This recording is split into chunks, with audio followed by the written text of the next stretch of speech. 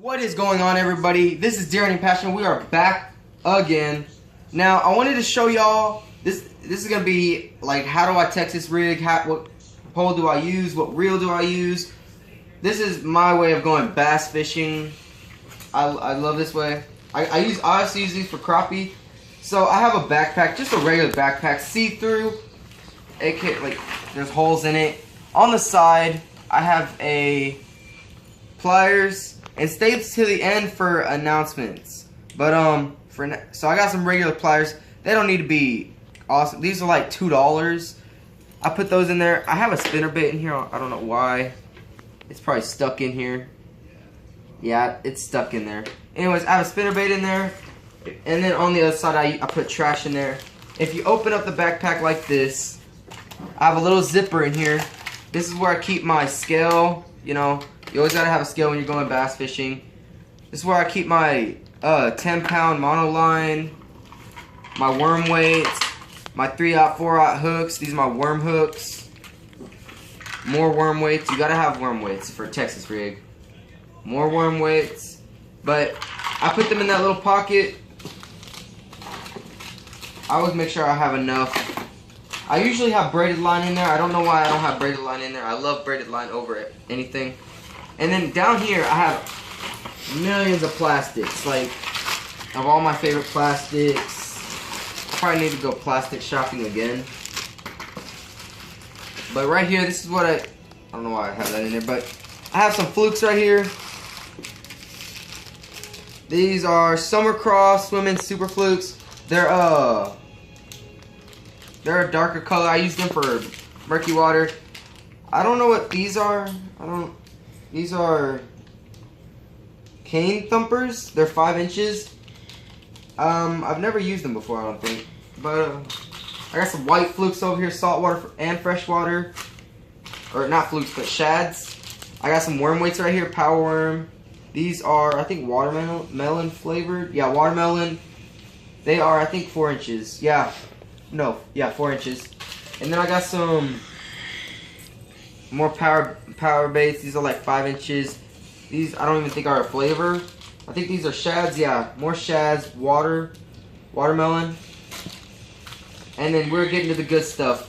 Yum. People think Yum is a cheap company. I'm not sponsored, but like, yeah, I love Yum. Like, they make good products. These are like 3-inch, 4-inch worms. I usually use them wacky rigged or Texas rigged. These are red flukes, watermelon red. But I also have some more power baits. These are 5 inches. I have caught so many bass on these in any color water. These are what they look like right there. They're really effective. I usually use a 3/0 worm hook just because I know I get big ones on these. I got, these look like crawdads. I don't think they're flavored, but these are cheap crawdads. Yeah. I'll show y'all how to hook those. I'll keep them over here set aside. I'll show y'all how to hook certain things. These are longer worms. These I catch big bass. I usually use 4/0 worm hooks, specifically worm hooks. Right here. No, why do I have them mixed up? Hold on. Right here. These are what they look like. I think these are 6 or 7 inches. I'll show y'all how to hook these. These are watermelon red. Awesome, awesome baits. I always have to have some of those. But my all-time favorite plastic bait is the small brush hogs, watermelon red. They are, I will tear bass up. And one day when I got my GoPro in from Amazon, I will show y'all how I catch them, where to throw them. That's what they look like. These are the bigger ones. These are watermelon red. These are the bigger ones.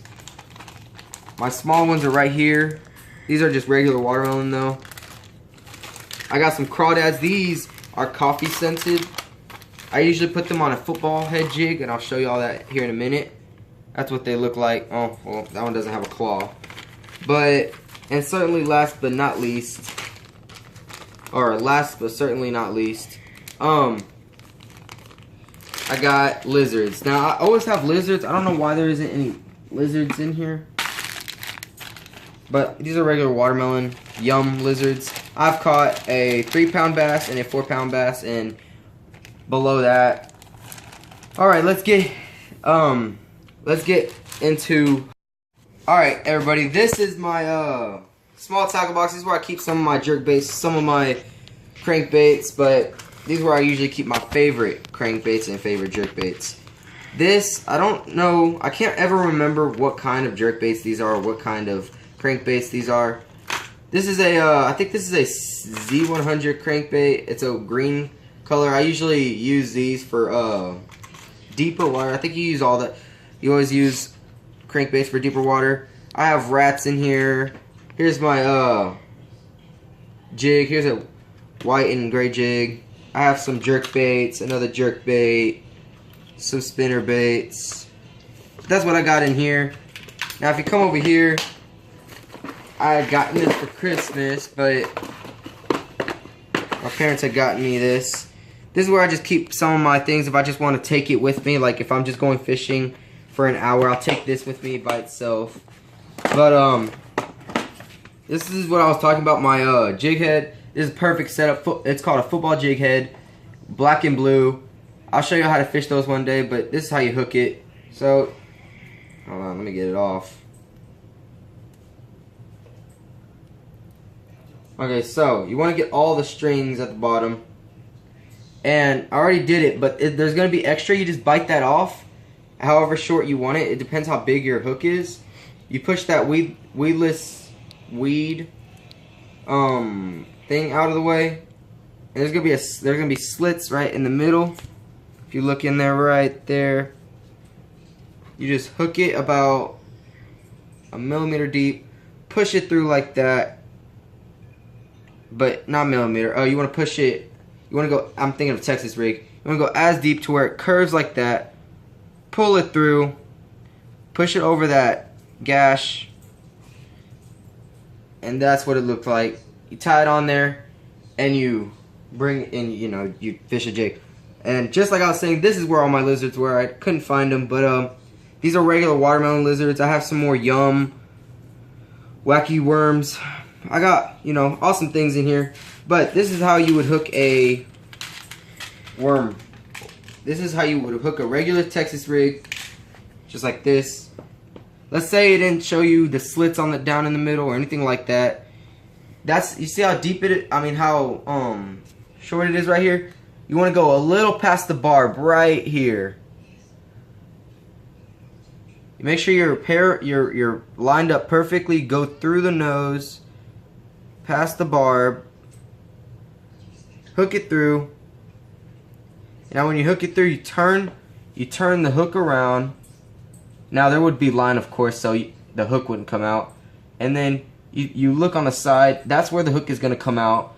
So you line your finger up, push it through. Make sure you don't hook your finger. Just like that. Now you can make it weedless if you're in a weedy area. If you're not, don't make it weedless. Or if you're not, don't make it weedless.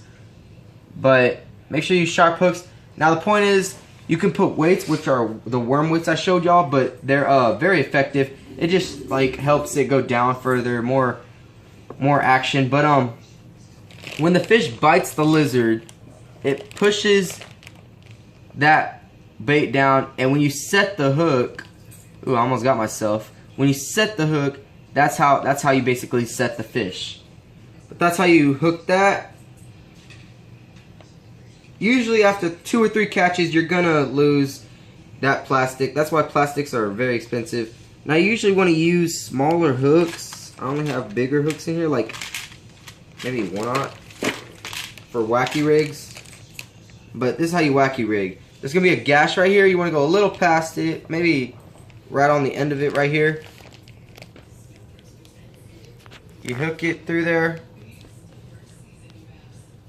And that's, see, hold on.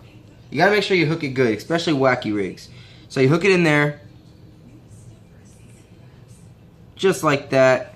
Now when you're fishing it, it looks like that in the water. There's weedless wacky rig hooks, specifically for wacky rig. But I don't need that right now. Alright, so that's how we hook those. Alright guys, this is my favorite like rod. I know a lot of people for bass fishing, they like to do bait casters. I like spinning rods. I've always used spinning rods. This is my Ugly Stik Shakespeare reel, gear ratio 5.2. This is 50-pound braid, and as you can see, this is my jerk bait that I had on when I caught that crappie. I love fishing with jerk baits. You just jerk it basically, and once you snag on something, it's either going to be a fish or a log. You make sure you want to fish deeper waters. This is what it looks like. This is a 8-foot rod. I love Ugly Stiks. They are very, very bendable. And hold on. Yeah, and a balance rotor. But that's my rod. That's my worms and my hold on. My worms and my rod. But this is my tackle box when I'm not only going bass fishing. In here I put some jigs in here, some regular crankbait jigs or whatever. I haven't used that yet, that's brand new. But I got some other things in here. You could catch big bluegill with those. Like I said, when I'm not only going bass fishing, I use this. Open this up, let's see what I got in here. I got another spinner bait in here. I got some bobbers. A lot of hooks. I have a lot of hooks. More bobbers, more hooks, more bobbers, small weights. Here's my frog. I've been looking for that, but or my brother's frog. But these are my size 8 plain shank hooks. I catch bluegill with those, and then I use those for bait sometimes when I'm bass fishing. Here's my braided line that I was talking about. I'm probably gonna put that in my backpack right now. But here's some more hooks, some split shots, some bullet weights. But that's basically what I keep in this tackle box. I'm gonna show y'all my knot real quick. Or maybe I can do that another video. I don't know, I'll show y'all it. Alright, so let's get a sharp knife real quick.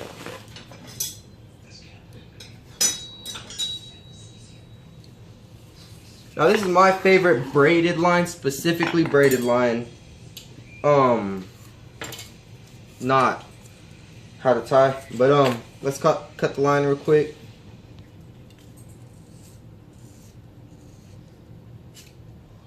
Hold on. Don't do this. There we go. Alright, so I hope y'all can see well.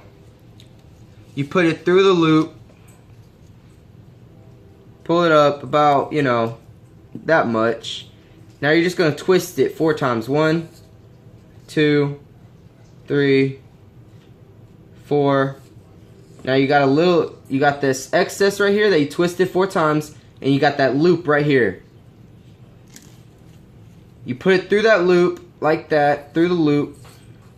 You push it back around, that piece of string back around just like that, and then you push it through that loop, pull it tight, pull that line tight, that string that's loose, and cut.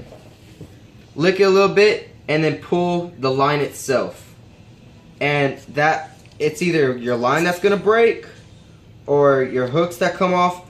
This knot is not gonna break. I've never had a fish break off with the knot breaking. But that's how you tie my knots. I hope y'all enjoyed this video. I love y'all. Like I said in the other videos, I will be leaving my once we reach 50 subscribers, maybe 40. If you are watching this video and you haven't subscribed, we are going to the top. We are going to be doing giveaways and stuff like that, but the way to enter that is to subscribe, specifically subscribe, and go down in the comments and tell me what your favorite jig is, what your favorite rig is, your Texas rig, you know, a drop shot, whatever. Go like the video, turn on post notifications, and please subscribe if you already haven't. This is what we will be giving away. This is an outdoor light knife set. This is what it will look like. They're really cool. One of my favorite knife sets. It comes with a sharpener, a fillet knife, a skinning knife, and a boning knife, and a pair of gloves. It comes with like 3 pairs of gloves. It's an awesome setup. The knife sharpener works so well. I'm going to be giving that away once we reach 50 subscribers or 40. But if you haven't already, like I said, please subscribe. I love y'all. I will leave my description. I will leave all this stuff in the description. My rod, all that. But I'll leave my channel right here. I'll leave a video right here. Some of my other videos right down here. But please subscribe, because we are like I'm doing giveaways, and the only way to enter that is you gotta subscribe. Alright, I love y'all, and I'll see y'all next time. Peace.